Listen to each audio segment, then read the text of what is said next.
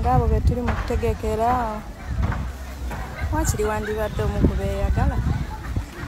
ngaba bali mu kuzimba oluyimba lwa King Saha olupya Baby okubye ennanga munanga ate lufuuse ensonga wali ate nga munange n'omukyala Barbie Kyagulanyi munange yeyongedde okubeera nga akyakuba munange ate bafanzi be business ate wali wonna ekiri munange ku One Love Beach kika muganda wange ate wali wonna mu katambi ngenda kubeera nga nkutandisa bambi n'akatambi ka Barbie Kyagulanyi munange engeri gyabadde yekolamu wali obusoosolo ate ku One Love Beach kikanya nti omukyalo ono nga bwolabaawo munange ate abeera wali agoingamuko crazy ebiseera ebisinga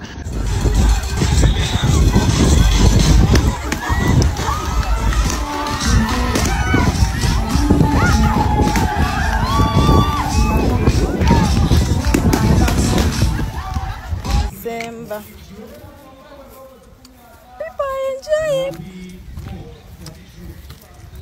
December is Decembering. Kuba siyekuomu kubafumbirwa ngabo betuli mu kutegekera wakiri wandibadde omu kubeeyagala ngaba bali mu kuzimbibwa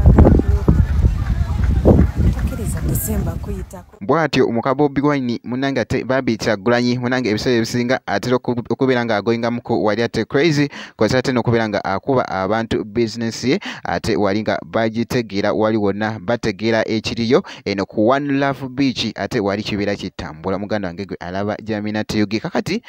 eyo nga nfuddeyo ewa Barbie waliwo munange King Saha oluyimba lwali mu kusetinga munange kasampo kokka ke yatadde ku mukuto gwa TikTok munanga ate ne kafuuka ensonga oluyimba luli mu kutwedinga just kasampo kokka nga buli woscrolling about munanga ate video munanga nga bakozesa sound eno ate ku luyimba luno olupya munange King Saha lwali mu kufumba era nga lukyali mu studio muganda wange gwe alaba Jamina Teyugi yuka ntino abamu banju babadde beebuuza ntino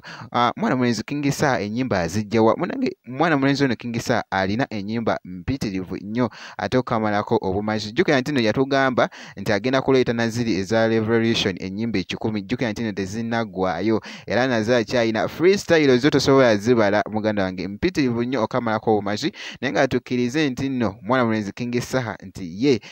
Katonda ye yamuwa talanta yamuwa eddoboozi byonna ate wali muzigo omweleere video osobola ogimpeera like wali n'okusharinga ate kibeera kitambula ngenda kubeera nga nkomawo ate maaso eyo naye zi update ndala bwekiti